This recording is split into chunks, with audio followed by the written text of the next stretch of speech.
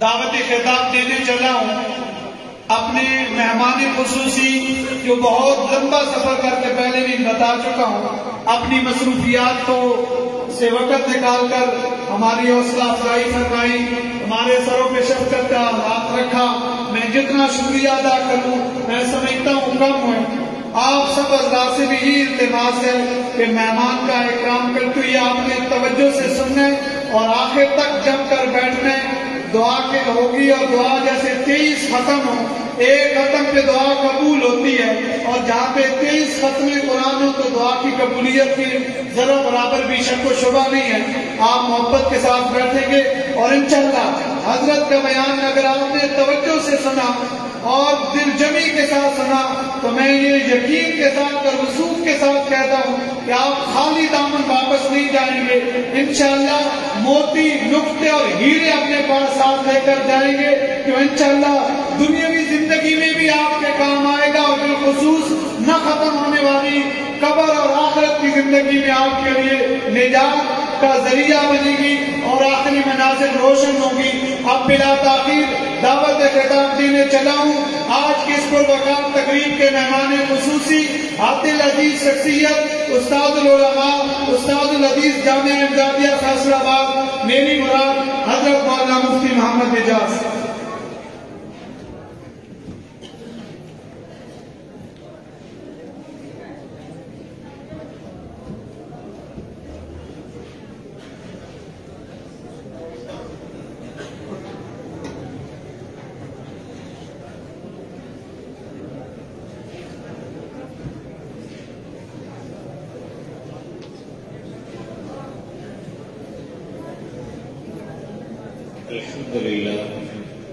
الحمد للہ وحدہ والصلاة والسلام علی من لا نبی بعدہ، اما بعد فاعوذ باللہ من الشیطان الرجیم، بسم اللہ الرحمن الرحیم۔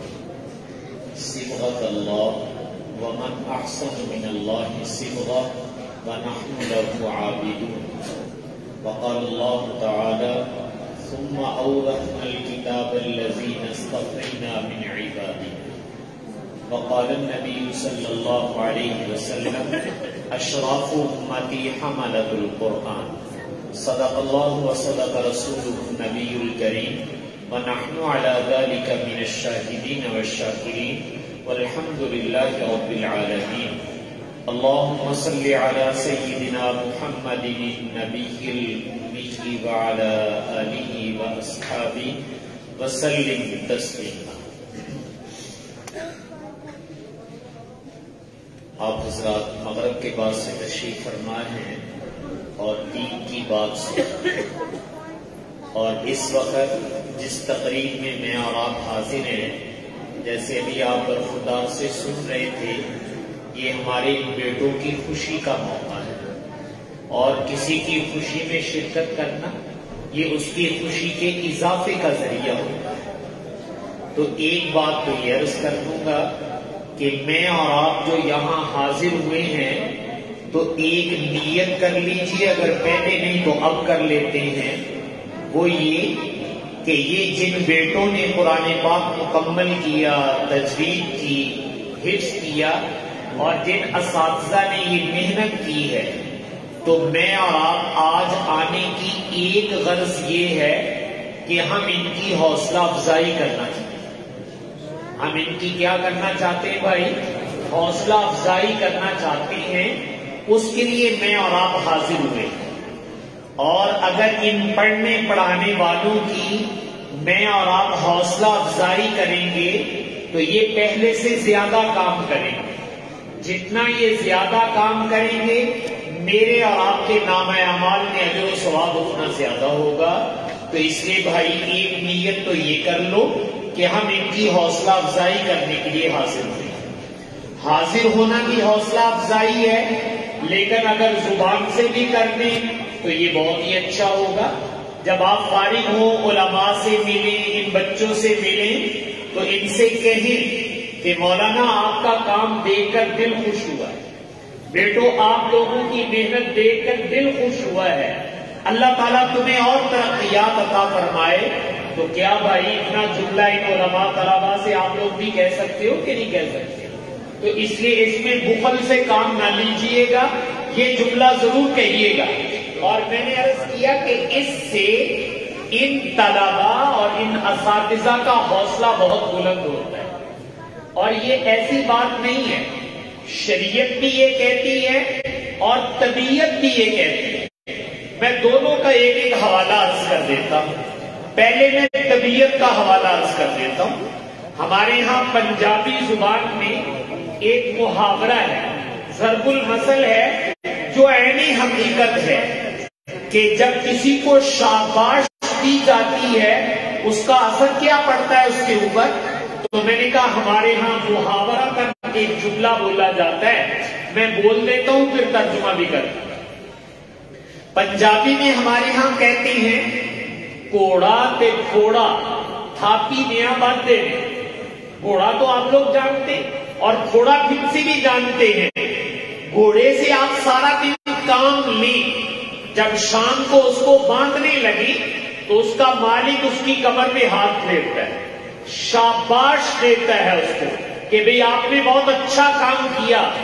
جب وہ اس کی کمر پہ ہاتھ پھیرتا ہے، اس کی حوصلہ افزائی کرتا ہے، تو اللہ نے گھوڑے میں بھی یہ احساس رکھا ہے کہ جب اس کو شاباش ملتی ہے تو اس کا قد اونچا ہو جاتا ہے، وہ اوپر کو آنے لگتا ہے۔ اگر ایک گھوڑے میں یہ احساس ہے بھائی، یہ انسانوں کی اولاد بیٹھی ہوئی ہے، ان میں وہ احساس اس سے زیادہ ہے، ان کو پڑھانے والوں میں وہ احساس زیادہ ہے۔ لیکن آج کم قسمتی کہیے، میں بھی آپ کا بھائی ہوں، ہمیں کیڑے نکالنے کی عادت من حیث القوم اجتماعی طور پر زیادہ ہے۔ عیب تلاش کرنا، کوئی اور کمزوری کی بات ہو تو اس کو بیان کرنا شروع کر دینا، یہ اجتماعی طور پر میرا اور آپ کا وتیرہ ہے۔ لیکن جو خوبی اور کمال ہے تو بھائی اس کی تعریف بھی تو ہونی چاہیے۔ تو میں نے عرض کیا کہ یہ طبیعت کا بھی تقاضا ہے کہ اگر میں اور آپ اپنی زبان سے ان سے کہیں کہ آپ ماشاءاللہ بہت اچھا کام کر رہے ہیں، تو اس سے ان کی دماغی صلاحیت اور بڑھ جائے اور کام بھی زیادہ کریں گے۔ اس لیے بھائی جب بھی آپ لوگ مدرسے میں کسی مسجد میں بھی جائیں، جو قاری صاحب وہاں بیٹھ کے کام کر رہے ہیں، تو آپ اپنی زبان سے یہ ضرور کہا کریں کہ مولانا قاری صاحب آپ کا کام دیکھ کر دل خوش ہو رہا ہے، اللہ تعالیٰ آپ کے کام میں ترقی عطا فرمائے۔ آپ یہ کہہ کر دیکھیں اور پھر دیکھیں انشاءاللہ کام کو کیسے چار چاند لگ جائیں گے۔ تو بھائی کرو گے ان کی حوصلہ افزائی؟ تو یہ آپ لوگوں نے آئندہ کے لیے پلے باندھ لینا، حوصلہ افزائی ضرور کرنی۔ میں نے کہا تھا یہ طبیعت کا بھی تقاضا ہے اور شریعت کا بھی۔ آپ لوگ قرآن شریف دیکھیں تو قرآن پاک میں اللہ تعالیٰ نے انبیاء علیہ السلام کے بارے میں تعریفی کلمات کہے ہیں۔ نعم العبد، ہمارا بندہ بہت اچھا تھا، اور انہ اواب، وہ بہت زیادہ رجوع کرنے والے تھے۔ اللہ تعالیٰ انبیاء کے بارے میں جو تعریفی کلمات کہہ رہے ہیں، یہ در حقیقت اس نبی کی حوصلہ افزائی ہوتی ہے۔ اللہ تعالیٰ بھی انبیاء کی حوصلہ افزائی کرتے ہیں، اور سرور کونین صلی اللہ علیہ وسلم نے بھی یہ عمل خود بھی اپنایا اور امت کو بھی سکھایا۔ علماء جانتے ہیں احادیث میں مختلف صحابہ کا نام لے کر آپ نے کوئی تعریفی کلمات کہے۔ مثلا آپ نے حضرت ابو عبیدہ بن الجراح رضی اللہ تعالیٰ عنہ کے بارے میں فرمایا، امین هذه الامہ، میری امت کا کسی نے امین امانت دار دیکھنا ہو تو ابو عبیدہ کو دیکھ لے۔ حضرت ابو بکر کے بارے میں فرمایا، میری امت کا سب سے زیادہ رحم دل دیکھنا ہو تو اس کو دیکھ لیا جائے۔ یہ تعریفی کلمات اصل میں حوصلہ افزائی تھی۔ ایک واقعہ نقل کر دیتا ہوں، آپ لوگوں نے سن رکھا ہے سیدنا عمر فاروق رضی اللہ تعالی عنہ، آپ کے والد ماجد آپ کو اونٹ چرانے کے لیے بھیجتے تھے کہ جاؤ جنگل میں اونٹ چرا کے آؤ، اور جب شام کو واپس آتے تو والد دیکھتے کہ اونٹ کا پیٹ بھرا ہوا ہے یا خالی ہے، اور جب دیکھتے کہ کچھ پیٹ خالی ہے تو حضرت عمر فرماتے درہ لے کر میری پٹائی ہوتی، مار پڑتی تھی، اور والد ماجد کہتے تھے کہ بیٹا تمہیں اونٹ نہیں چلانے آتے، تم بڑے ہو کر کیا کام کرو گے؟ تمہیں تو یہ نہیں پتا چلتا کہ اونٹ کا پیٹ بھرا ہے کہ نہیں بھرا۔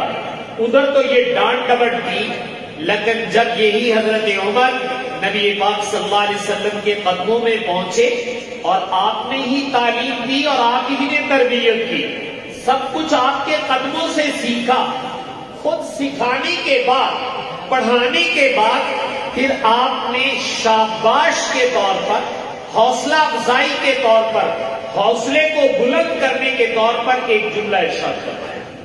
آپ نے ارشاد فرمایا لو کان بعدی نبی لکان عمر، کہ میں ویسے اللہ کا آخری نبی ہوں، میرے بعد قیامت تک کوئی نبی نہیں آئے، آپ خاتم النبیین ہیں، ختم نبوت کا تاج اللہ نے میرے نبی کے سر پہ سجا دیا، اور یہ صرف میرے نبی کا درہ امتیاز ہے، کسی اور کو نہیں ملا۔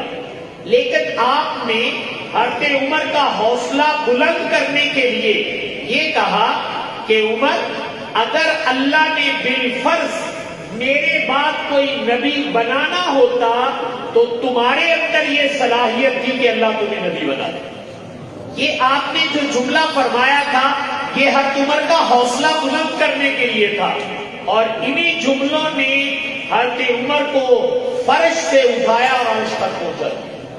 اس لیے مورخین لکھنے پر مجبور ہو گئے ہیں کہ دنیا میں ایک عمر اور آ جاتا تو دنیا میں سوائے اسلام کے کوئی اور مذہب نہ ہوتا۔ میں صرف یہ آپ سے عرض کر رہا تھا کہ حوصلہ افزائی کرنا، اس کو چاپلوسی نہیں کہتے بھائی، یہ سنت سے ثابت ہے کہ اگر آپ کسی میں کچھ تھوڑی صلاحیت دیکھیں تو اس کی کمر میں ہاتھ پھیرنا چاہیے تاکہ وہ کام میں آگے بڑھے۔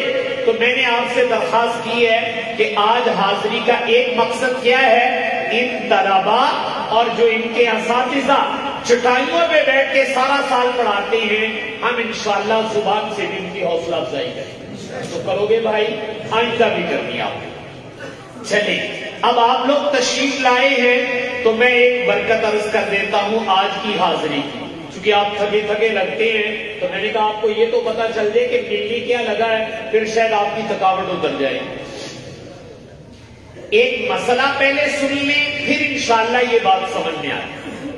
مسئلہ یہ ہے کہ اگر میں اور آپ نماز کے لیے آئیں، جیسے اگر ابھی آپ نے عشاء کی نماز پڑھنی ہے تو کبھی کبھی ہم لیٹ پہنچتے، دیر سے آتے ہیں، امام صاحب نے 4 رکعتیں پڑھا دی اور آخری قاعدے میں بیٹھے ہوئے التحیات للہ والصلوات پڑھ رہے ہیں، ہم نے جلدی سے وضو کیا، ابھی سلام نہیں پھرا، ابھی کیا نہیں پھرا، سلام نہیں امام صاحب نے پھیرا، ہم بھی آئے اور اللہ اکبر کہا، اللہ اکبر کہہ کر ہم بھی ساتھ بیٹھ گئے، تو ہم آخری قاعدے میں آ کر بیٹھ گئے۔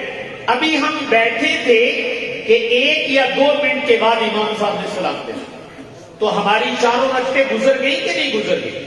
وہ تو پہلے ہی گزر گئی، ہم تو بالکل آخر میں آ کر پہنچے ہیں، 1 منٹ ملا تھا اور اللہ اکبر کہہ کر بیٹھے اور امام صاحب نے سلام پھیر دیا۔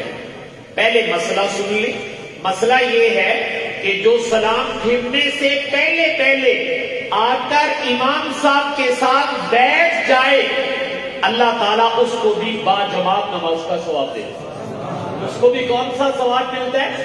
باجماعت نماز کا، اور یہ اللہ کے دربار سے ملتا ہے، کہیں اور جگہ سے نہیں ملتا ہے۔ میں اور آپ اگر ملازم ہیں تو 8 سے 4 بجے تک ڈیوٹی ہے، میں 3:30 بجے جاؤں اور جا کر کہوں لاؤ بھائی میں دستخط کرتا ہوں، آدھا گھنٹہ لگا کر میں سارے دن کی تنخواہ نہیں لے سکتا۔ وہ کہیں گے بھاگتے بنے، آپ تو اب سارا وقت گزر گیا، آپ کیا لینے آئے ہو؟ لیکن رحمت حق بہانہ میں جو ہے یہ اللہ تعالیٰ کی عنایت ہے۔ ویسے تو اللہ تعالیٰ کہہ سکتے تھے کہ بھائی 4 رکعتیں گزر گئی، آپ کیا لینے آ گئے ہو، لیکن اللہ تعالیٰ نے کہا آ تو گئے ہو، بس سلام پھرنے سے پہلے پہلے اللہ اکبر کہہ کے بیٹھ جاؤ، تمہارے بھی نامہ اعمال میں باجماعت نماز کا ثواب لکھ دیا جائے گا۔ یہ اللہ تعالیٰ کی طرف سے ہے۔ اگر آپ یہ مسئلہ سمجھ گئے تو اب میں اگلی بات آپ سے عرض کرتا ہوں۔ یہ جو طلباء معصوم بیٹے آپ کے سامنے بیٹھے ہوئے ہیں، ہمارا تعلیمی سال اس کا آغاز ہوتا ہے شوال، چھوٹی عید کے بعد، عید الفطر کے بعد۔ یہ بچے آگے بیٹھ گئے، ان کے اساتذہ بھی بیٹھ گئے، اور انہوں نے نیت کر لی کہ ہم نے پورا سال پڑھنا ہے، اور جب سال ختم ہوگا ہمارا امتحان ہوگا، بچوں کی دستار بندی ہوگی، تو انہوں نے پورے سال کی نیت کہہ کے اللہ اکبر کہہ کے بیٹھ گئے یہ لوگ، اور یہ پڑھتے رہے۔ اب سال اپنے اختتام کو پہنچا، امتحانات ہو گئے، آج دستار بندی ہوئی ہے۔ جب یہ آخری جلسہ ہوتا ہے تو مجھے اور آپ کو کہا جاتا ہے، منتظمین کہتے ہیں مسلمانوں آج ضرور آ جاؤ، بھئی آج کیا ہونا ہے؟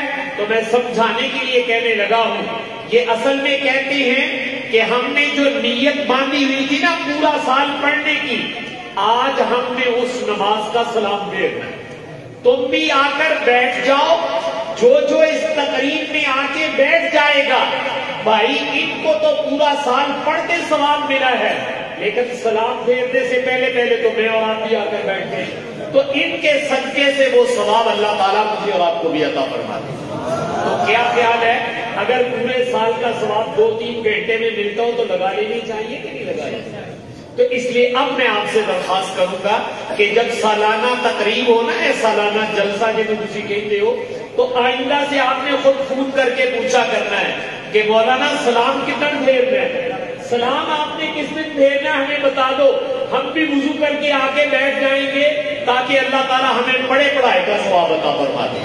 تو اس لیے بھائی آخری تقریبات میں اتنا بڑا اجر ملتا ہے، اس لیے شرکت کرنی ہے، حوصلہ افزائی کے لیے شرکت کرنی ہے۔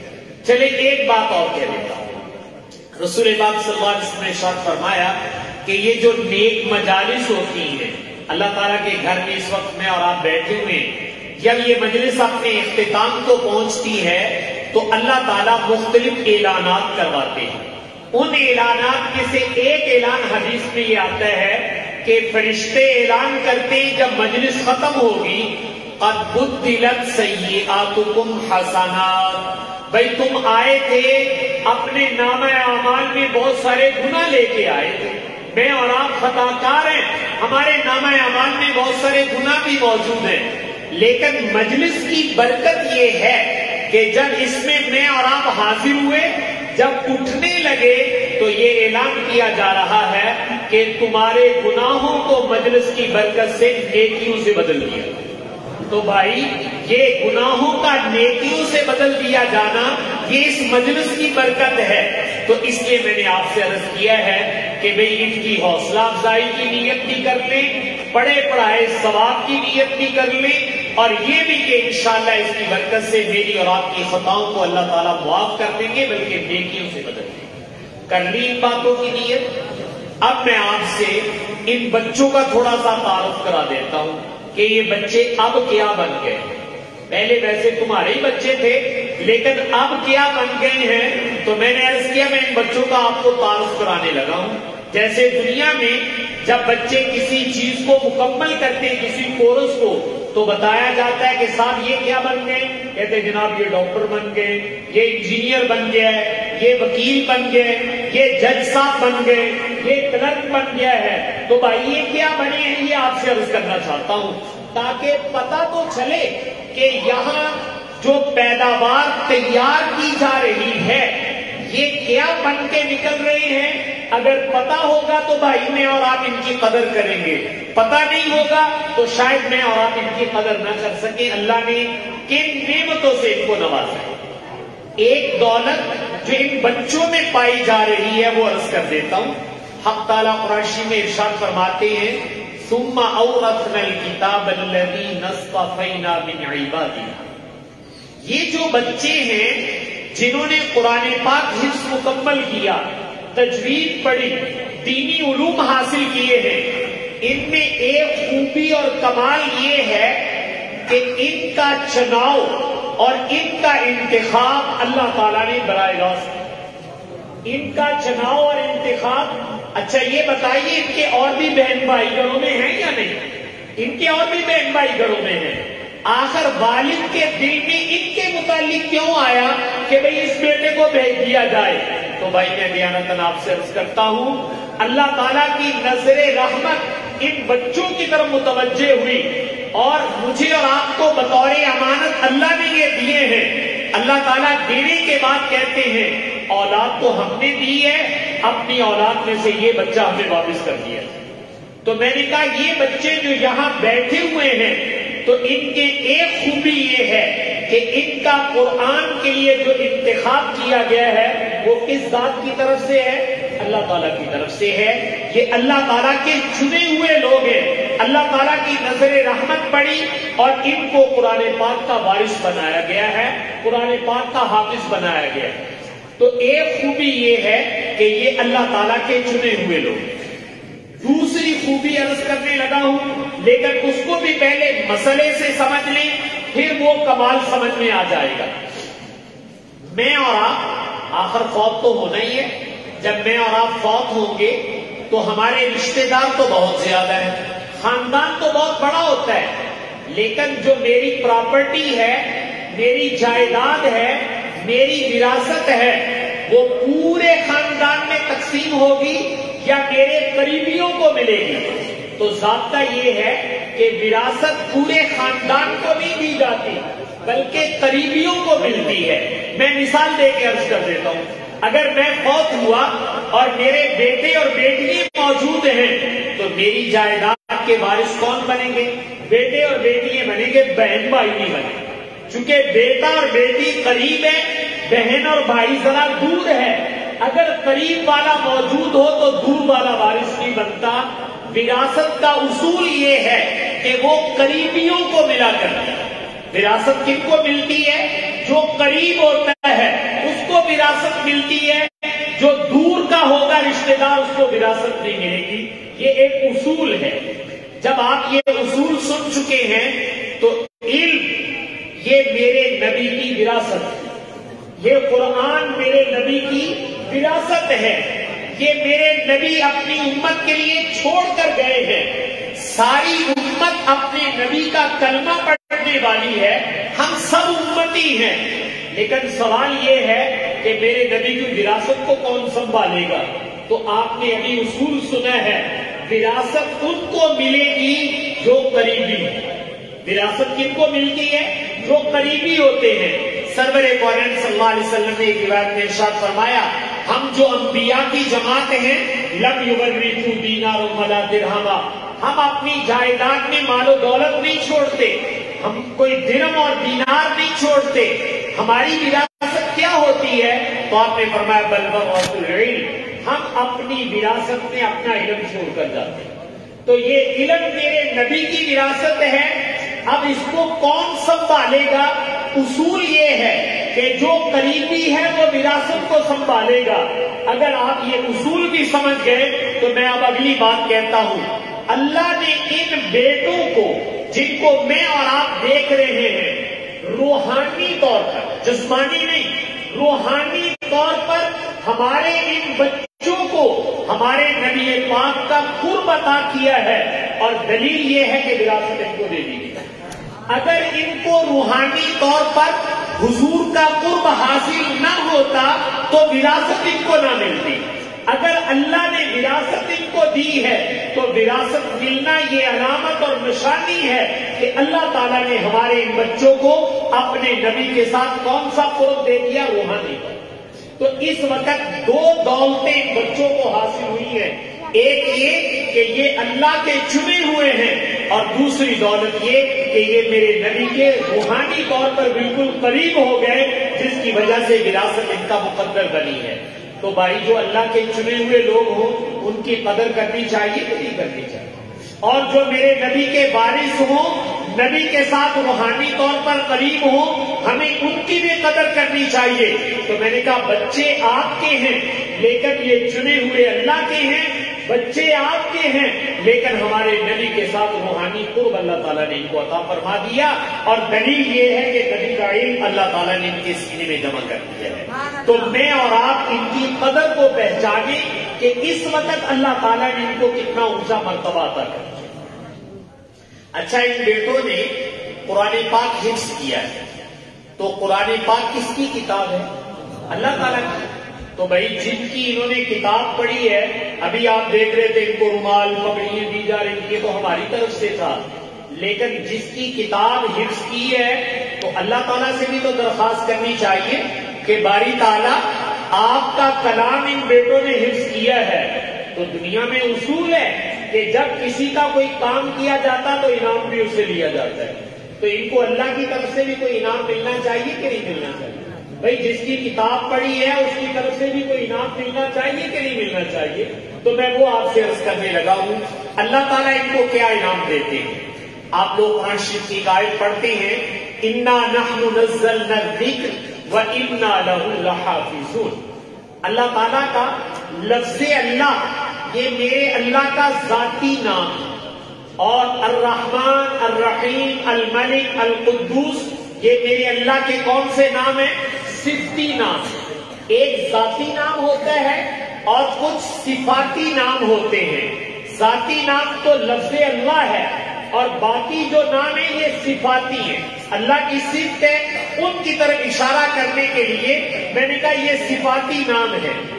جب یہ بیٹے قرآن پاک حفظ مکمل کرتے ہیں انہوں نے اپنے سینے کو قرآن پاک کے لیے وقف کیا ہے اور قرآن پاک کو اپنے سینے میں محفوظ کیا تو اللہ تعالیٰ کہتے ہیں کہ میں ان کو ایک انعام دینا چاہتا ہوں. یا اللہ آپ ان بچوں کو کیا انعام دیں گے؟ تو دیکھیں جیسے ہی یہ بچے قرآن شریف مکمل کرتے ہیں تو ہم ان کے نام کے ساتھ کہتے ہیں حافظ پورا. حافظ کا نام لگاتے اور آگے اس کا نام رکھ دیتے جو اس کے والدین نے لیا ہے.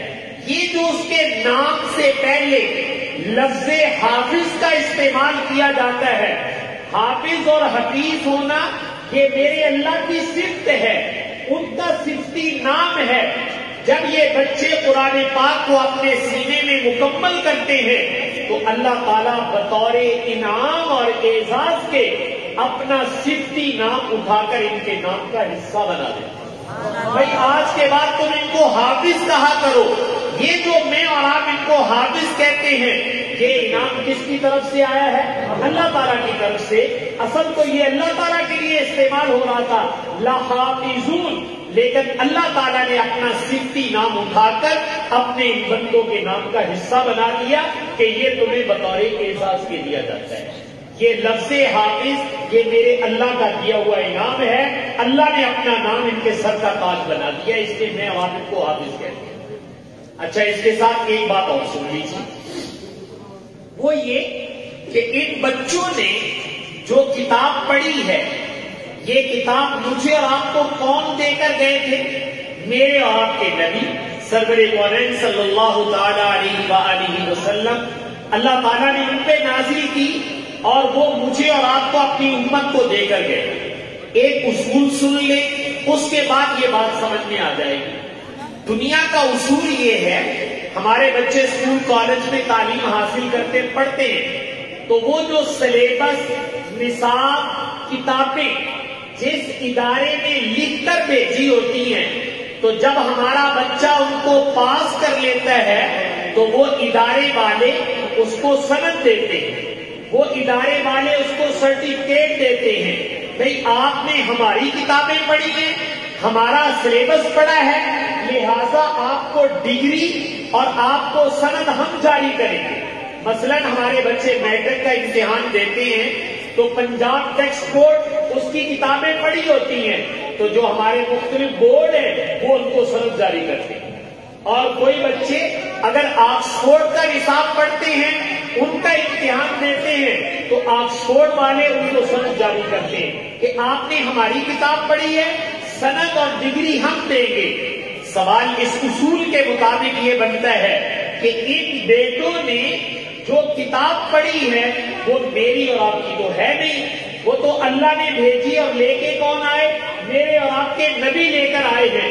تو ہم اپنے نبی پاک صلی اللہ علیہ وسلم سے عرض کرتے ہیں اللہ کے رسول آپ کی لائی ہوئی کتاب ہمارے بچوں نے حفظ کر لی ہے سینے میں محفوظ کر لی بلکہ امتحان بھی دے دیا ہے. ہم چاہتے ہیں ان کو ڈگری بھی آپ کی طرف سے، ان کو ڈگری بھی کدھر سے ملنی چاہیے؟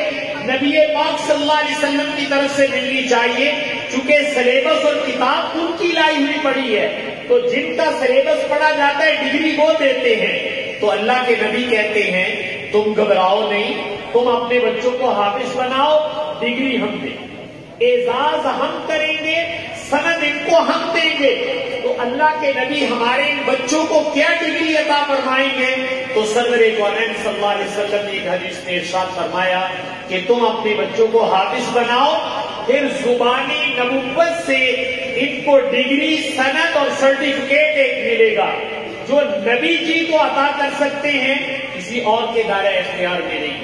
آپ صلی اللہ علیہ وسلم نے فرمایا حملۃ القرآن اولیاء اللہ، جو تمہارے بچے حافظ بن گئے، حافظ بننے کے بعد ان کو جو زبان نبوت سے سند اور ڈگری ملنے لگی وہ کیا ہے؟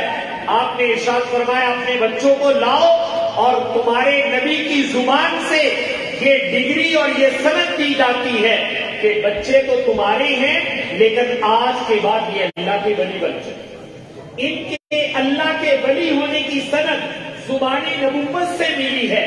میں کسی کو کہوں کہ جناب یہ بہت بڑے اللہ کے ولی ہیں، یا آپ کہیں کہ یہ بہت بڑے اللہ کے ولی ہیں، یہ اتنی بڑی دلیل نہیں، لیکن اگر کسی کے ولی ہونے کی گواہی میرے اور آپ کے نبی پاک صلی اللہ علیہ وسلم دے تو یہ کائنات کی سب سے بڑی گواہی ہے۔ تو ان کے ولی ہونے کی گواہی بھائیو وہ اللہ تعالیٰ کے نبی نے دی ہے۔ حملۃ القرآن اولیاء اللہ کے حاملین قرآن جو ہیں یہ اللہ کے ولی ہیں، تو ان کے ولی ہونے کی ڈگری زبان نبوت سے جاری کی گئی ہے۔ تو میں نے عرض کیا تھا کہ یہ رسول پاک صلی اللہ علیہ وسلم کی طرف سے کوئی انعام۔ چلے میں ایک سوال سے بھی یہ بات سمجھانے کی کوشش کرتا ہوں۔ اگر میں آپ لوگوں سے سوال کروں، یہاں جھنڈ شہر کے آپ لوگ رہنے والے یا مضافات سے بھی آئے ہیں، سوال میرا یہ ہے کہ آپ کے اس علاقے میں کوئی بڑے میاں، بڑی عمر والے کوئی بزرگ ایسے ہیں جو صبح نماز کے بعد تلاوت شروع کریں قرآن پاک کی اور 11 ساڑھے 11 بجے تک تلاوت کریں، پھر ظہر کے بعد تلاوت شروع کریں، عصر تک تلاوت کریں، پھر مغرب کے بعد تلاوت شروع کریں، عشاء تک تلاوت کریں، سردیوں کا موسم آ جائے تو عشاء کے بعد بھی گھنٹہ تلاوت کریں؟ میرا سوال آپ لوگوں سے ہے، اگر آپ کے گاؤں میں یا شہر میں کوئی ایسے بزرگ بابا جی ہوں تو مجھے بتائیے، ہم ان سے دعا کروانا چاہتے۔ میرا سوال آپ کی سمجھ میں آ گیا؟ تو اگر کوئی ہے تو کھڑے ہو کے بتائیے، آپ کوئی بابا جی ہے آپ کے گاؤں میں جو اتنا قرآن پڑھتے ہو، یومیہ، ایک دن کی بات نہیں کر رہا ہوں، جس کی عادت یہ ہو اتنا قرآن پڑھے؟ تو آپ لوگ سب سوچ میں پڑ گئے کہ بھائی اتنا قرآن تو کوئی بابا بھی نہیں پڑھتا ہے، حالانکہ پڑھنا چاہیے لیکن نہیں پڑھتا۔ اگر بالفرض آپ کے اس گاؤں یا شہر میں کوئی بڑے میاں اتنا قرآن پڑھتے ہو، صبح نماز کے بعد سے 11:30، ظہر سے عصر، مغرب سے عشاء اور عشاء کے بعد بھی سردیوں میں 1 گھنٹہ، تو میں آپ سے پوچھتا ہوں اتنا قرآن پڑھنے والے بابا جی کو آپ اللہ کا ولی کہو گے کہ نہیں کہو گے؟ بھائی جو اتنا قرآن شریف پڑھے اس کو تم لوگ اپنی زبان سے اللہ کا ولی مانو گے کہ نہیں مانو گے؟ تم تو ڈنڈورا پیٹ دو گے پورے جھنڈ میں کہ جناب ہمارے یہاں ایک بابا جی بہت بڑے اللہ کے ولی ہیں، سارا دن قرآن پڑھتے، کیا کرتے رہتے؟ سارا دن قرآن پڑھتے رہتے۔ اس میں شک نہیں کہ اگر کوئی بڑے میاں اتنی تلاوت کرے وہ اللہ کے ولی ہیں، میں نے کہا اس میں کوئی شک نہیں ہے، لیکن میرا سوال یہ ہے بڑے میاں نے بڑھاپے میں کوئی سیر سپاٹا کرنا ہوتا ہے، کوئی گیم کھیلنی ہوتی ہے، اس کے تو گھٹنے جواب دے چکے، وہ تو کچھ بھی نہیں بیچارہ کر سکتا، اٹھ نہیں سکتا، قبر اور موت اس کو سامنے نظر آتی ہے، لیکن اگر اللہ تعالیٰ اس کو بھی توفیق دے تو میں نے کہا اللہ تعالیٰ کی عنایت، وہ اللہ کا ولی ہے، لیکن اس کا اتنا بڑا مجاہدہ اور قربانی نہیں ہے۔ یہ جو معصوم بیٹے آپ کے سامنے بیٹھے ہوئے، کھیلنے کا شوق، گھومنے پھرنے کا شوق اور کھیلنے کی طاقت اور توانائی ان کے اندر موجود ہے، ان جیسے بچے گراؤنڈوں میں کھیلتے پھرتے ہیں، سیر سپاٹا کرتے پھرتے ہیں، گھومتے پھرتے ہیں، ان کے دل میں بھی یہ ارمان تھے، لیکن ان بیٹوں نے کہا کہ یا اللہ ہم اپنے ان جذبات پہ چھری چلاتے ہیں، آپ آ کر دیکھیں فجر کے بعد قرآن شریف لے کے بیٹھ جاتے ہیں، 11:30 بجے تک قاری صاحب پڑھاتے ہیں، ظہر کے بعد پھر بیٹھ جاتے ہیں، عصر تک قاری صاحب پڑھاتے ہیں، مغرب کے بعد پھر بیٹھ جاتے ہیں، عشاء تک پڑھاتے ہیں، سردیاں آ جائیں تو عشاء کے بعد بھی قاری صاحب لے کے بیٹھ جاتے ہیں۔ تو سوال میرا یہ تھا کہ بڑے میاں کو تو میں نے اور آپ نے فوراً کہہ دیا کہ جناب بابا جی نہیں ہے اللہ نے ولی نے کہ انہوں نے کوئی گناہ کیتا، یہ سارا دن قرآن پڑھتے ہیں تو یہ اللہ کے ولی نہیں، یہ کیا ہے؟ یہ اس بڑے میاں سے بڑے اللہ کے ولی ہیں، اس لیے کہ انہوں نے جذبات کی قربانی زیادہ دی ہے اور بوڑھے نے جذبات کی قربانی کم دی۔ تو اس تلاوت کی برکت سے اللہ تعالیٰ ان کو مقامی ولایت عطا فرماتے ہیں۔ تو بھائی اگر آپ یہ سوال کریں کہ اس مدرسے میں کیا تیار کیا جا رہا ہے، تو میں نے آپ سے کہا تھا میں ان بچوں کا آپ کو تعارف کرانے لگا ہوں، تو میں آپ سے کہہ سکتا ہوں کہ الحمدللہ ثم الحمدللہ اس چار دیواری میں اللہ کے ولی تیار کیے۔ اس چار دیواری میں کیا تیار ہو رہا ہے؟ اللہ تعالیٰ کے ولی تیار ہو رہے ہیں، اور ولی ہونے کی سند بھی کدھر سے مل رہی؟ میں اور آپ دے رہے نہیں، زبانی نبوت سے سند لے کے دی جا رہی ہے۔ میرے نبی کہہ رہے ہیں کہ تمہارے ماننے نہ ماننے سے کیا ہوتا ہے، میں کہتا ہوں کہ میری امت کے یہ ولی۔ اچھا ایک شبہ ہوگا، میں اس کا ازالہ کروں۔ ہمارے حضرت شیخ الحدیث مولانا نذیر احمد صاحب فرمایا کرتے تھے کہ بھائی یہ اللہ تعالیٰ کے ولی ہیں، لیکن جب ہم آپ سے کہتے ہیں کہ یہ اللہ تعالیٰ کے ولی ہیں تو آپ کہتے ہیں مولانا ہم ان کو کیسے اللہ کے ولی مان لیں، یہ تو شرارتیں بہت کرتے ہیں، یہ تو بھاگتے پھرتے ہیں، تو ولی کیا ہوگا جب کو تائیں نہ اٹھو گے؟ تو یہ تو بھاگتے بھی ہیں، شرارتیں بھی کرتے ہیں۔ تو ہر ہنس کے فرمایا کرتے تھے بھائی ہیں اللہ کے ولی لیکن تھوڑے تھوڑے شرارتی ہیں، اللہ کے ولی لیکن تھوڑے تھوڑے شرارتی ہیں۔ اس پر میں ایک بات آپ سے عرض کر دیتا ہوں، ان شرارتوں سے ان کی ولایت میں فرق نہیں پڑتا ہے، اگرچہ ان کو ادب سکھایا جاتا ہے، لیکن بھائی بچپن کا بھی کوئی تقاضا ہوتا ہے کہ نہیں ہوتا ہے؟ آپ لوگوں نے ایک نام سن رکھا ہے سیدنا امام شافعی رحمہ اللہ تعالی، اللہ نے بہت اونچا مقام عطا فرمایا تھا۔ جب استاد بن کر بیٹھے تو اتنی بچپن کی عمر تھی کہ چہرے پر داڑھی کا ایک بال بھی نہیں نکلا۔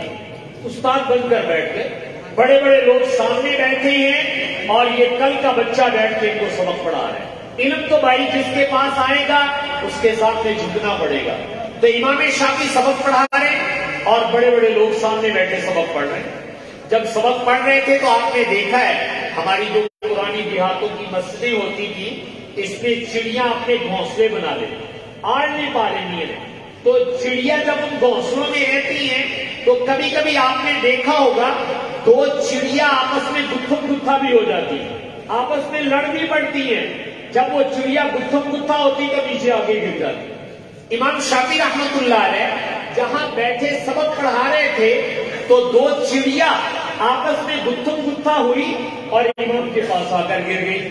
اب امام تو ابھی نوخیز ہیں، چھوٹی عمر والے ہیں، تو آپ بتائیں چھوٹے بچے کے پاس آ کر چڑیا گرے تو وہ آرام سے بیٹھا رہے گا یا بھاگ کے پکڑنے کی کوشش کرے گا؟ وہ تو پکڑنے کی کوشش کرے گا۔ تو امام شافعی کا بچپن تھا، سر پہ جو رومال پگڑی جو کچھ تھا، جیسے پاس گری تو یوں کر کے پھینک دیا اس کے اوپر پکڑنے کے لیے۔ تو جیسے ہی پھینکا دوران سبق تو جتنے شاگرد بیٹھے تھے سب کو ہنسی آ گئی، سب ہنسنے لگے۔ تو امام شافعی سمجھ گئے کہ بھئی میری حرکت پر ہنسے ہیں، بھئی یہ اچھا استاد ہے، سبق بھی پڑھا رہا ہے اور بیچ میں چڑیا بھی پکڑ رہا ہے۔ تو امام شافعی رحمۃ اللہ علیہ نے ایک جواب دیا تھا جو ان بیٹوں کی طرف سے عرض کرنا چاہتا ہوں۔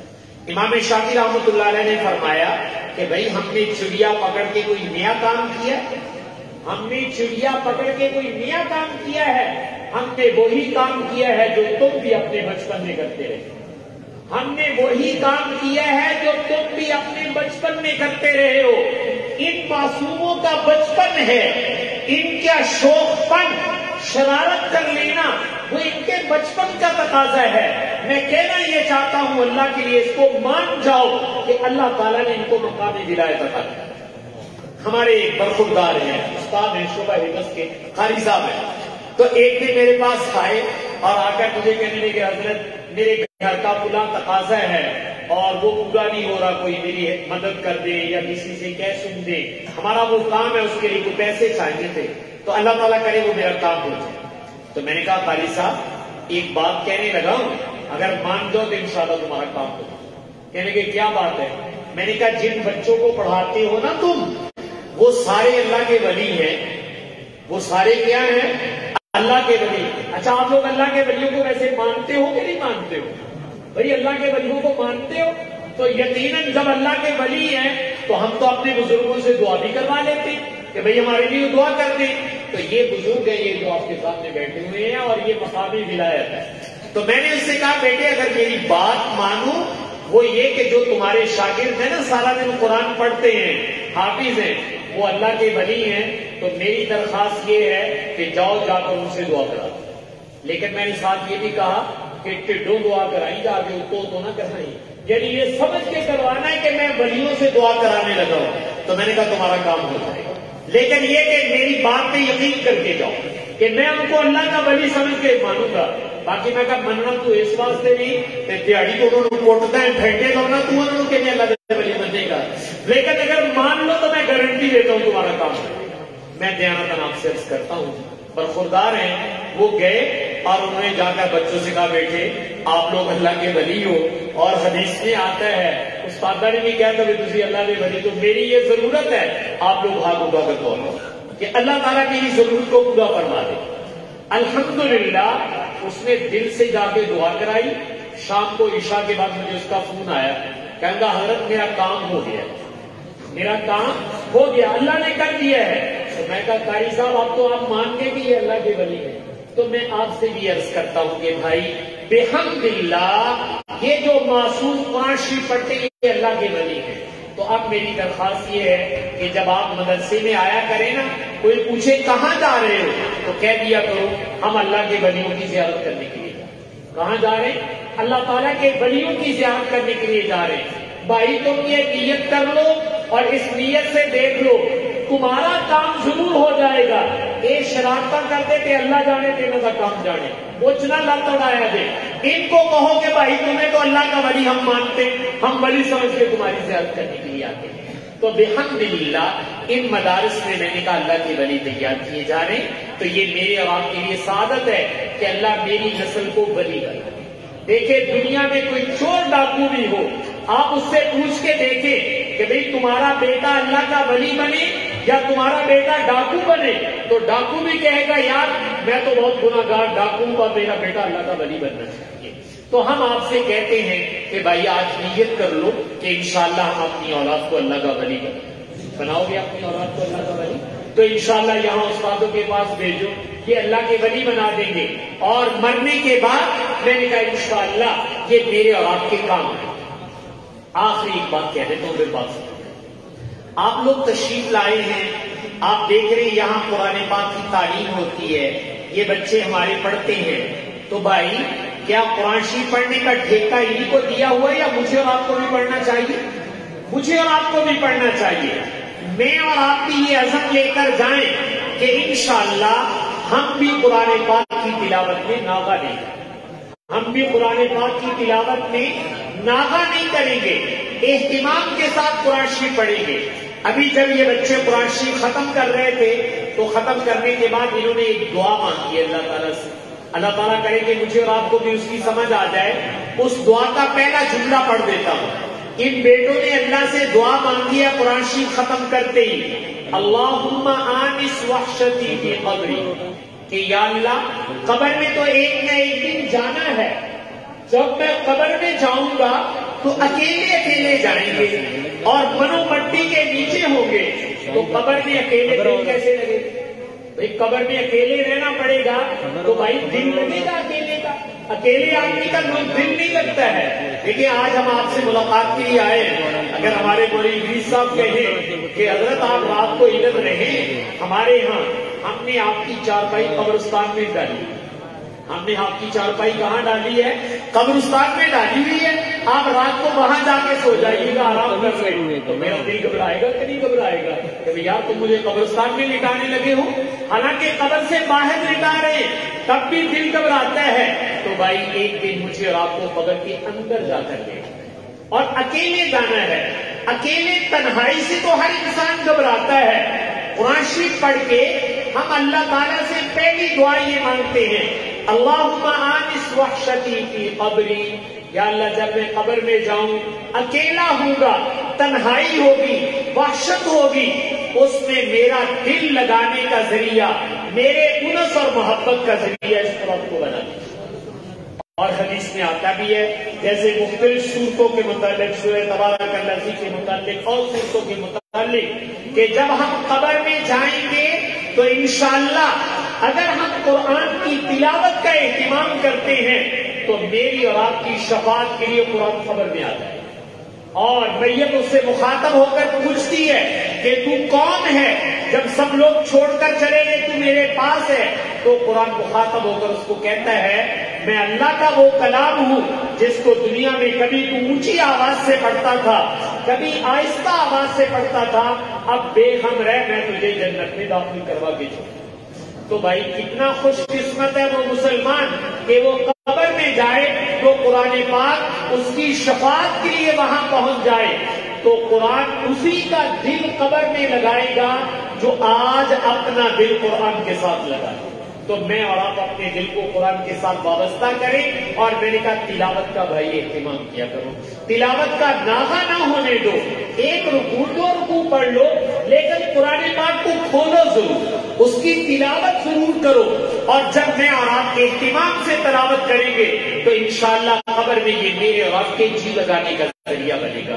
تو بھائی تلاوت کا اہتمام کرو گے قرآن پاک، تو گھروں کے اندر بھی ہماری مائیں بہنیں ہیں ان سے بھی کہیں کہ بھائی صبح کو اٹھ کر نماز کے بعد پہلا کام جو ہے وہ قرآن پاک کی تلاوت کا ہونا۔ بہت معذرت سے کہنے لگا ہوں، میں بھی آپ کا بھائی ہوں، ہماری جو روایات، طور طریقے، مسلمانوں کا کلچر، وہ آہستہ آہستہ دنیا مغربیت بدل رہی ہے، دنیا کفر ہمارے طور طریقوں کو بدل رہا ہے۔ آپ جس علاقے میں رہتے ہیں اگر اپنے بڑوں سے پوچھیں یا جو بڑے بیٹھے ہوئے وہ جانتے ہیں کہ امت مسلمہ کا دستور یہ تھا کہ فجر کے بعد ہر گھر سے قرآن پڑھنے کی آواز آئے۔ ہماری مائیں بہنیں، ہمارے بوڑھے بڑا سا قرآن لے کر بیٹھے ہوتے تھے اور بڑی محبت سے قرآن پڑھتے تھے۔ آپ کسی گلی سے گزرے تو آپ کے کان میں قرآن پڑھنے کی آواز آتی تھی، پتہ چلتا تھا کہ میں مسلمانوں کی گلی سے گزر رہا ہوں۔ اور اب شعوریت اس پر کہ صبح کو کسی گلی سے گزرے تو ایسے سناٹا اور خاموشی ہوتی ہے، یوں لگتا ہے جیسے ہم قبرستان سے گزر رہے ہیں۔ تو اس لیے اپنے اس کلچر کو، اپنی اس روایت کو مجھے اور آپ کو برقرار رکھنا ہے، بلکہ نسل نو کو سکھا کے جانا ہے کہ مسلمانوں کا طور طریقہ یہ ہوتا ہے کہ صبح کے اوقات میں یہ اہتمام کے ساتھ تلاوت کرتے ہیں۔ تو اس لیے یہ طریقے بھائی ہم خود سیکھیں اور اپنی نسل نو کو سکھائیں۔ اگر میں نے اور آپ نے یہ طریقے آگے منتقل کر دیے تو انشاءاللہ ہماری بگڑی بھی بن جائے گی، ہماری نسل کی بگڑی بھی بن جائے گی۔ تو بھائی آگے بھی اس بات کو منتقل کرو گے، تو یہ آگے بھی آپ لوگوں نے سکھانا ہے۔ یہ چیز سیکھنے کے لیے میں اور آپ یہاں حاضر ہوئے تھے، اس لیے آپ حضرات سے درخواست ہے جیسے آج آپ نے اظہار محبت کیا ہے تو بھائی یہ ادارہ آپ لوگوں کا ہے، یہاں آنا چاہیے اور یہاں کا فیض لے کر اپنے گھروں کو لوٹنا چاہیے، یہاں کا فیض لے کر اپنے گھروں کو واپس جانا چاہیے۔ دیکھیے اگر میں اور آپ فارغ ہو کے گھر جائیں گے، گھر والوں نے پوچھنا ہے کہ آپ کہاں گئے تو آپ لوگ بتائیں گے کہ ہم مدرسے میں گئے تھے، مسجد میں گئے تھے۔ ان کا سوال یہ ہوگا کہ آپ کیا لینے گئے، جو لے کے آئے ہمیں بتاؤ۔ تو کیا بتائیں گے آپ لوگ جب گھر جائیں گے؟ کوئی بتا سکتے کہ ہم وہاں سے کیا لے کے آئے ہیں؟ تو بھائی جب یہاں آؤ، یہاں سے کوئی نہ کوئی دین کی بات لے کے جاؤ۔ جب لے کے جاؤ گے اور گھر والوں کو بتاؤ گے تو آئندہ بھی آنے کی اجازت ملے گی، اور اگر ایسے خالی ہاتھ چلے گئے گھر والے کہیں گے کیا لے کے آئے اور آپ نے کہا جناب ہمیں تو پتہ ہی نہیں چلا، وہ کہیں گے پھر جانے کا کیا فائدہ آپ کا۔ تو اس لیے میں آپ سے درخواست کر رہا ہوں، آپ سے یہ عرض کیا تھا کہ یہ میں اور آپ یہاں جو حاضر ہوئے ہیں ان بچوں کی کیا کرنے آئے تھے؟ حوصلہ افزائی کرنے کے لیے آئے تھے کہ ہم نے ان بچوں کی اور اساتذہ کی کیا کرنی ہے؟ حوصلہ افزائی۔ اور آپ سے عرض کیا تھا کہ انہوں نے پورا سال پڑھا ہے، ہم سلام میں شریک ہو کر یہ ثواب دینے کے لیے آئے ہیں۔ میرے اور آپ کے گناہوں کو کس سے بدل دیا جائے گا؟ نیکیوں سے اللہ تعالیٰ بدل دیں گے. اور یہ جو بچے یہاں آپ بھیج رہے ہیں ان کا انتخاب کس نے کیا ہے؟ اللہ تعالیٰ نے کیا ہے. اور روحانی طور پر ان بچوں کو ہمارے نبی کا کیا حاصل ہو گیا ہے؟ قرب. اور اس کی دلیل یہ کہ ان کو میرے نبی کی وراثت مل گئی ہے. اور یہ بچے ان کو اللہ نے ایک انعام دیا ہے، وہ یہ کہ ان کے نام کے ساتھ کون سا لفظ آ گیا ہے؟ حافظ ہونے کا. اور ان بچوں کو میرے نبی نے بھی انعام دیا ہے. وہ کیا کہ ہمارے نبی نے کہہ دیا تمہارے بچے ہیں، لیکن ہم کہتے ہیں یہ اللہ کے کیا بن گئے؟ ولی بن گئے. تو ہم ان کو ولی سمجھ کے ان کی زیارت کریں گے. اور میں اور آپ بھی تلاوت کا اہتمام اپنے گھروں میں اپنے بچوں کو بھی اس کی عادت ڈالیں گے کہ بھئی فجر کے بعد اللہ جتنی توفیق دے، کوئی زیادہ نہیں. ہم تو کہہ رہے 2-4 رکوع پڑھ کے اس کے بعد جو کام کرنا کر لو. اگر یہ کلچر، یہ روایات میرے اور آپ کے ماحول میں باقی رہتی ہیں تو یقیناً یہ ادارے اسی کو رواج سے نکلے قائم کیے گئے ہیں. امید ہے کہ میں اور آپ انشاءاللہ ان باتوں پر عمل پیرا ہوں گے. اللہ تعالیٰ سے دعا ہے کہ اللہ تعالیٰ مجھے اور آپ کو عمل کرنے کی توفیق عطا فرمائے. وآخر دعوانا ان الحمدللہ. ایک اعلان سماعت فرمائیں. جامعہ سراج العلوم یعنی اسی ادارے میں پہلی مرتبہ ان شعبان کی چھٹیوں میں عربی کا کورس ہوگا. طلباء کو عربی بولنا سکھایا جائے گا. تو تمام طلباء سے یا جو علاقے کے اسکول، کالج، دیگر مدارس دینیہ کے طلباء ہیں ان سے درخواست ہے جو شوق رکھتے ہیں کہ وہ شعبان میں یہاں تشریف لائیں اور عربی کے ساتھ اپنی مناسبت پیدا فرمائیں. اب انشاءاللہ حضرت دعا فرمائیں گے اور دعا کے بعد اذان ہوگی، بعد جماعت نماز ادا کی جائے گی. اور نماز کے بعد تمام ساتھیوں کے لیے یا دوسرے حصے میں شعبہ کتب میں اکرام کھانے کا بندوبست ہے. آپ تمام حضرات نے ضرور اس میں شرکت کرنی ہے. اب میں حضرت سے بسم اللہ الرحمن الرحیم.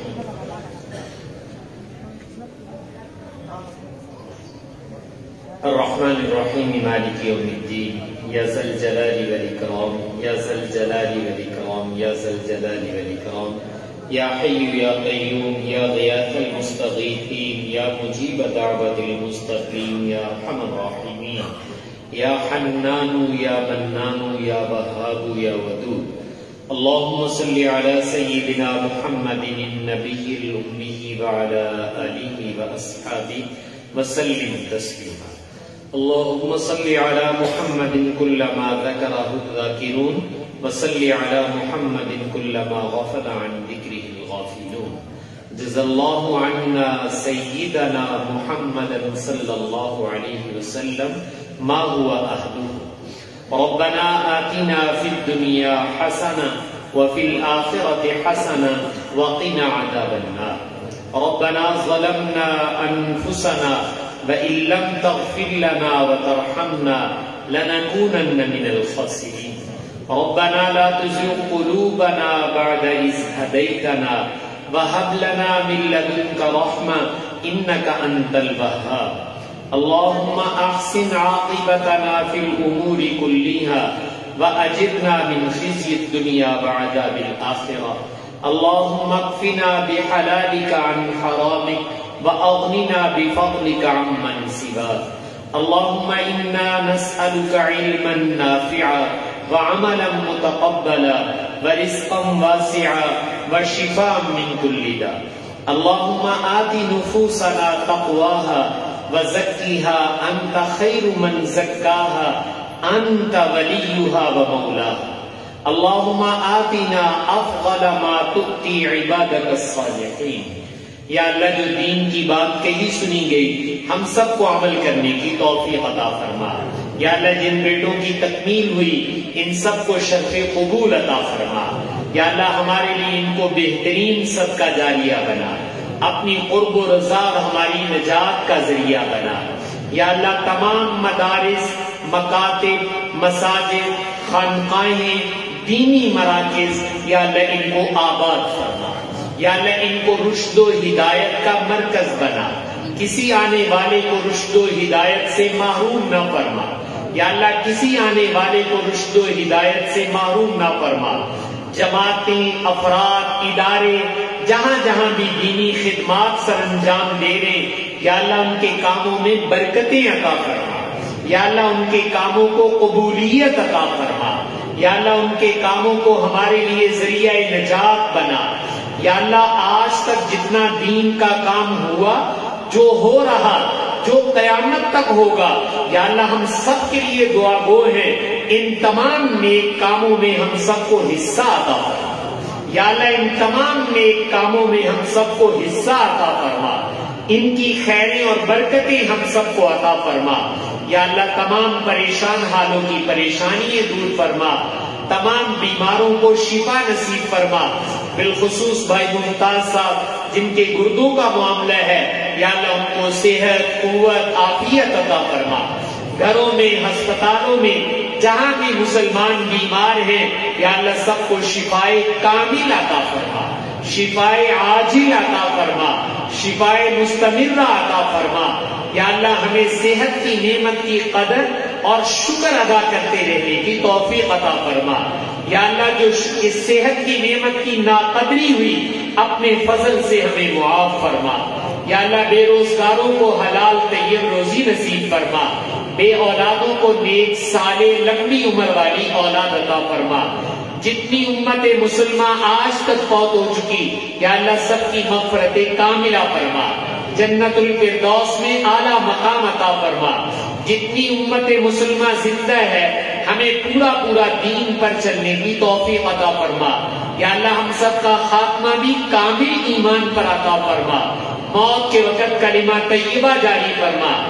یا اللہ اس ادارے کو شرف قبول عطا فرما، ترقیات عطا فرما، فتن اور حوادث سے محفوظ فرما، از خزانہ غیب عافیت سے اچھے اچھے اسباب پیدا فرما۔ یا اللہ بالخصوص ادارے کے لیے جو باہر کھلی جگہ خریدی گئی ہے، یا اللہ اس کی جتنی ادائیگی رہتی ہے، از خزانہ غیب جلدی اس کے اسباب پیدا فرما۔ یا اللہ اہل خیر، اچھے اموال والے، ان کے قلوب کو ادھر متوجہ فرما، اور یا اللہ جلدی عافیت سے اس کو پایا تکمیل تک پہنچا، پھر اس کی تعمیر و ترقی کی بھی اسباب بھی از خزانہ غیب پیدا فرما۔ یا اللہ پڑھنے پڑھانے والے، منتظمین، متعلقین، محبت رکھنے والے، یا اللہ سب کو جزائے خیر عطا فرما۔ یا اللہ سب کو اپنی شایان شان جزائے خیر عطا فرما۔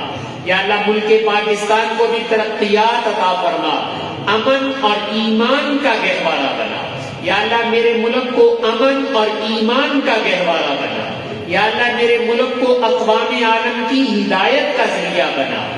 یا اللہ اس وقت ملک میں جو انتشار ہے، مہنگائی ہے، طرح طرح کی مسائل اور الجھنے ہیں، یا اللہ اس قرآن شریف کی برکت سے، ان معصوموں کے صدقے سے، یا اللہ ہماری تمام پریشانیوں کو دور فرما۔ یا اللہ ہمارے ملک میں خیر و برکت، رشد و ہدایت، آپس میں الفت و محبت پیدا فرما۔ یا اللہ آپس کے انتشار، آپس کی ناچاکی سے ہم سب کی حفاظت فرما۔ یا اللہ مسلمانوں والی اقدار و روایات، مسلمانوں والے طور طریقے، مسلمانوں والا کلچر، اس کو رواج دینے کی توفیق عطا فرما۔ امت مسلمان صبح کو قرآن پاک کی تلاوت کا اہتمام کرتی تھی، یا اللہ ہمیں بھی ان کے نقش قدم پر چلنے کی توفیق عطا فرما۔ یا اللہ اس میں جو سستی، کوتاہی، غفلت ہوئی، ہم معافی مانگتے ہیں، پوری امت کی طرف سے معافی مانگتے ہیں۔ یا اللہ تو پوری امت کو معاف فرما، اور یا اللہ اس امت کو جس کاز کے لیے، جس کام کے لیے پیدا کیا گیا، یا اللہ اس پر کھڑے ہونے کی توفیق عطا فرما۔ یا اللہ حاضرین کے دل میں جتنی جائز تمنائیں ہیں، جنہوں نے دعاؤں کے لیے کہا، توقع رکھتے ہیں یا کہنا چاہتے تھے کہہ نہیں سکے، یا اللہ سب کی جملہ ضروریات کو از خزانہ غیب عافیت سے پورا فرما۔ سرور کونین صلی اللہ علیہ وسلم نے جتنی خیریں آپ سے مانگی، ہم بھی ان خیروں کا سوال کرتے ہیں، وہ ساری خیریں ہم سب کو عطا فرما، اور جتنے شرور سے پناہ چاہیے، یا اللہ ہم بھی پناہ مانگتے ہیں، ہم سب کو ان شرور و فتن سے پناہ نصیب فرما۔ وصلی اللہ علی النبی الکریم وعلی آلہ واصحابہ اجمعین برحمتک یا